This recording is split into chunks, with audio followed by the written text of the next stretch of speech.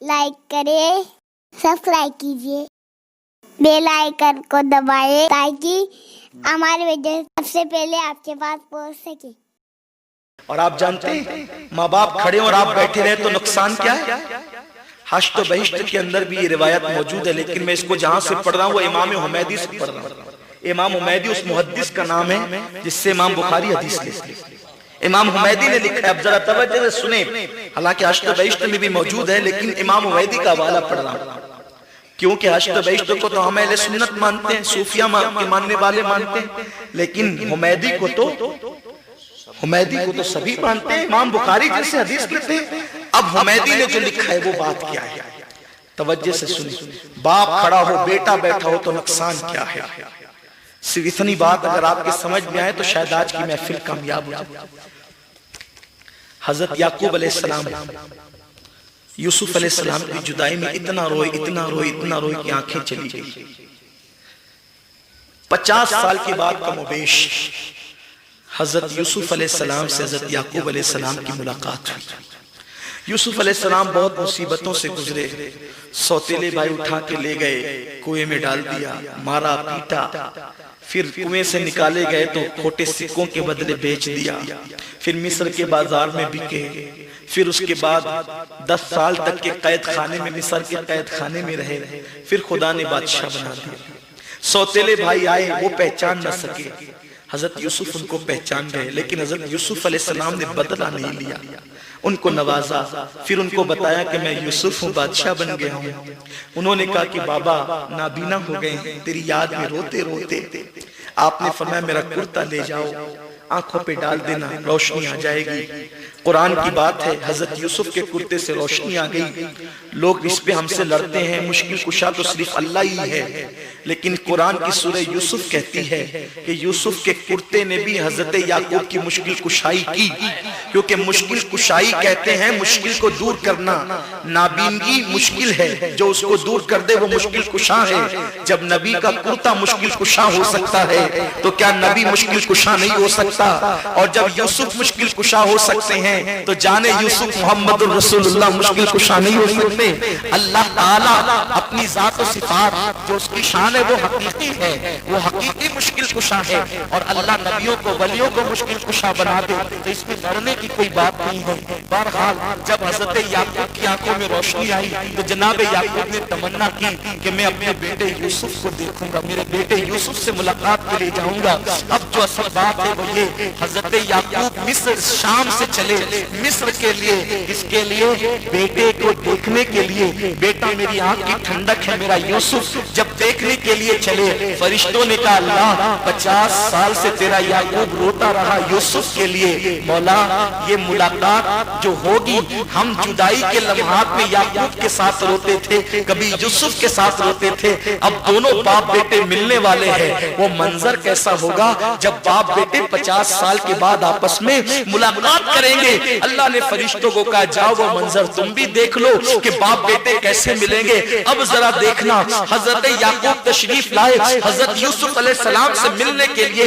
حضرت یوسف مصر کے تخت پر بیٹھے ہوئے ہیں، حضرت یعقوب سامنے سے آتے ہیں، حضرت یعقوب سامنے سے آتے ہیں، یوسف مصر کے تخت پر ہے۔ پہلی نظر جب باپ کے چہرے پہ پڑی، حضرت یوسف سستی سے نہیں، غفلت سے نہیں، معاذ اللہ حضرت یوسف جان بوجھ کر نہیں، بلکہ باپ کے چہرے پہ 50 سال کے بعد جب پہلی نظر پڑی تو یوسف فرط محبت میں باپ کے جلووں میں ایسا گم ہو گئے کہ تعظیم کے لیے اٹھ کر کھڑے ہونا بھول گئے۔ حضرت یوسف حضرت یعقوب کی آمد کے بعد فرط محبت میں یوں ڈوب گئے، وہ پورے محبت میں یوں ڈوب گئے کہ کھڑے ہونا بھول گئے۔ اللہ نے یوسف پہ وحی نازل کی، یوسف تو اپنے ابا کے لیے اٹھ کر تعظیم کے لیے کھڑا نہ ہوا، آج کے بعد تیری پشت میں کوئی نبی پیدا نہیں کریں گے، آج کے بعد تیری پشت میں کوئی نبی پیدا نہیں کریں گے۔ مورخین کہتے ہیں اس سے پہلے جتنی اولادیں ہوئی وہ سب نبی ہوئی، اس کے بعد کے بارے میں تاریخ خاموش ہے کہ حضرت یوسف کی پشت میں کوئی نبی ہوئی۔ تاریخ چک ہے، اس سے پہلے سارے نبی ہوئے ہیں۔ آپ سے پوچھتا ہوں، یوسف جیسا پیغمبر وفور محبت میں باپ کی تعظیم کے لیے ایک بار اٹھ کر کھڑا ہونا، وفور محبت میں وہ گم کر دے، چھوڑ دے، تو اللہ کہتا ہے تیری پشت میں آج کے بعد کوئی نبی پیدا نہ کریں گے۔ آپ سے پوچھنا چاہتا ہوں، کیا کبھی ہم بھی اپنے باپ کے لیے اٹھ کے کھڑے ہوتے؟ کارپوریٹروں کے لیے اٹھ کر کھڑے ہونے والوں، ڈاکٹر، وکیل، ایم ایل اے اور ایم پی کے لیے اٹھ کر کھڑے ہونے والوں، کبھی اپنے ماں باپ کے لیے بھی اٹھ کر کھڑے ہوئے ہو؟ اسلام کا قانون یہ ہے، ماں باپ کے لیے اٹھ کے کھڑے ہونا ہوگا۔ تو عرض یہ کر رہا تھا، اگر ماں باپ روک دیں کعبے کے لیے بھی نہیں جا سکتے۔ ایک مرتبہ ایک بہت بڑے ولی تھی، انہوں نے ماں سے کہا، امی کعبے کی بہت یاد آتی ہے، زیارت کے لیے جانا ہے۔ ماں نے کہا نہیں بیٹا، مجھے تیری بہت ضرورت ہے، بہت ضرورت ہے تیری۔ انہوں نے سوچا ماں تو ماں ہے، کعبہ ہی تو جانا ہے اور کہاں جانا ہے۔ نکل گئے، رات ہوئی، ماں نے کہا بیٹا آواز نہیں آئی، تو ماں نے کہا اللہ میری اجازت کے بغیر شاید نکل گیا۔ نکل تو گیا ہے مگر ماں کی بات ہے کعبے تک پہنچنے نہ پائے۔ بس رات ہو رہی تھی، چلتے چلتے صبح سے شام کو ایک گاؤں میں پہنچے۔ پلان یہ تھا دن بھر چلیں گے، رات بھر نماز پڑھیں گے، مسجد میں عبادت میں مصروف تھے، خدا کا کرنا اسی رات اس گاؤں میں چور آ گئے۔ چوروں نے چوری کی، اور جب لوگ ہوشیار ہو گئے، لوگوں نے شور مچایا، چور آیا ہے پکڑو۔ لوگ چور چور کرتے کرتے بھاگے، چور نکل کے بھاگا، مسجد کی گلی میں گھسا، پھر پتہ نہیں کہاں چھپ گیا۔ لوگوں کو مغالطہ یہ ہوا کہ چور مسجد میں گیا۔ اندر داخل ہوئے تو دیکھا کہ ایک شخص سجدے میں رو رہا ہے، چراغ جلایا، اجنبی تھا، پکڑا، خوب مارا۔ مکار، چوری کرتا ہے، پکڑے جانے کے خوف سے سجدے کو بدنام کرتا ہے، خوب پٹائی کی اور اس کے بعد قید کر دیا۔ صبح ہوئی، قاضی کے سامنے مقدمہ پیش ہوا۔ اس چور کی سزا کیا ہے جو چوری کرے اور پکڑے جانے کے خوف سے سجدہ کر کے سجدے کو بدنام کرے؟ قاضی نے اعلان کیا ہاتھ کاٹو، پیر کاٹو، آنکھیں نکال لو۔ جو سجدے کو بدنام کرے، سجدے کی آبرو کو بدنام کرے، اس کی سزا یہی ہے۔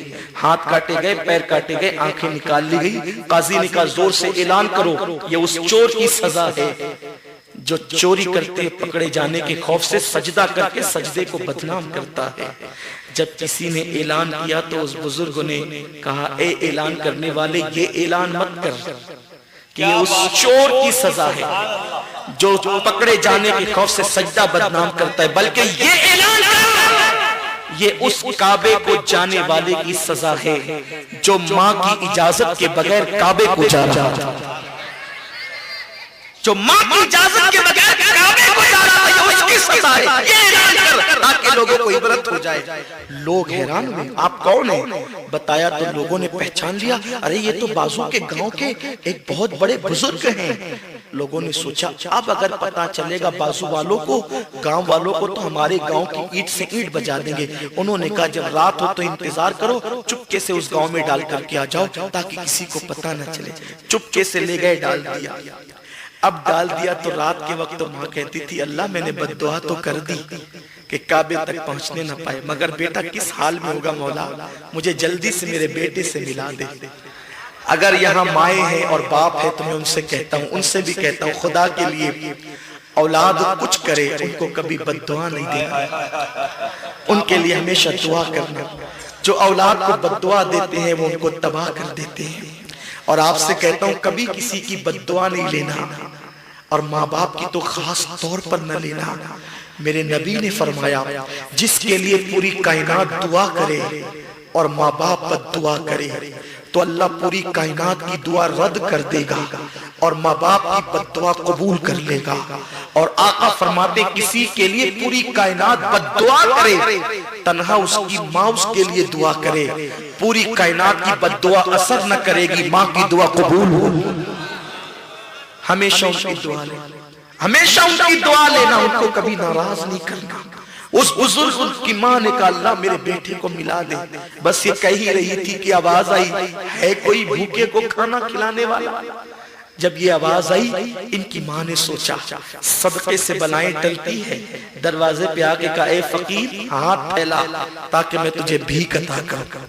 انہوں نے کہا مجھے ہاتھ نہیں ہے مائی، تو کہا چل کر کے آ تاکہ تیری جھولی میں ڈال دوں، کہا پیر بھی نہیں ہے مائی، تو کہا کہ تو نامحرم ہے، میں تیرے سامنے بے پردہ نہیں آ سکتی، تو کہا مائی میری آنکھیں بھی نہیں ہے، بے خوف آ جا۔ تو جب یہ باہر نکلی تو دیکھا یہ فقیر کوئی اور نہیں میرا بیٹا ہے، یہ منظر دیکھا کہا بیٹے تیرا یہ حال، کہا ماں تیری اجازت کے بغیر کعبے کو چلا تھا، یہ انجام ہوا۔ ماں ماں ہوتی ہے، ممتا تڑپ گئی، ممتا تڑپ گئی، عرض کی مولا میرا دکھ بھی دور کر دے، اس کا دکھ بھی دور کر دے۔ یہ جملے نکلنا تھے، ماں بھی گری بیٹا بھی، دونوں کی روح پرواز کر گئی۔ یہ ماں ہے۔ اور آپ کو بتاؤں میں بات اب مکمل ختم کرنے کی اجازت چاہتا ہوں اس ایک واقعے پر۔ علامہ ابن الجوزی کے حوالے سے ایک واقعہ پڑھتا ہوں۔ ماں کی ممتا کیا ہوتی ہے یاد رکھنا۔ آج اپنے کو 4 دوست مل جاتے ہیں تو ہم اپنے ماں باپ کو بھول جاتے ہیں۔ لوگ مل جاتے ہیں تو ان کو کبھی مت بھولنا، ہر محبت کے پیچھے کوئی نہ کوئی مقصد ہوتا ہے۔ صرف ماں باپ ہوتے جن کی محبت بے لوث ہوتی ہے، اس کے پیچھے کوئی مقصد نہیں۔ ہر جگہ ریاکاری ہو سکتی ہے، یہاں ریاکاری نہیں۔ ہم کسی قابل نہیں تھے تو بھی یہ پیار کرتے تھے۔ آج کوئی خطیب سے پیار کرتا ہے اس کی خطابت کی وجہ سے، کسی قاری سے پیار کرتا ہے اس کی قرات کی وجہ سے، کسی عالم سے پیار کرتا ہے اس کے علم کی وجہ سے، کسی نقیب سے پیار کرتا ہے اس کی نقابت کی وجہ سے، پیر سے پیار کرتا ہے اس کے زہد و تقوی کی وجہ سے۔ ماں باپ ان سب چیزوں کو نہیں دیکھتے، وہ تو یہ دیکھتے میری اولاد ہے، اور وہ دل سے پیار کرتے ہیں۔ ان سے کبھی رشتہ ٹوٹتا بھی نہیں، وہ کبھی ریاکاری نہ کرتے، بہت پکی محبت کرتے ہیں۔ ان سے رشتے ٹوٹ بھی نہیں سکتے کیونکہ ان کی ممتا کیا ممتا ہے۔ کمنٹ شیئر ضرور کریے۔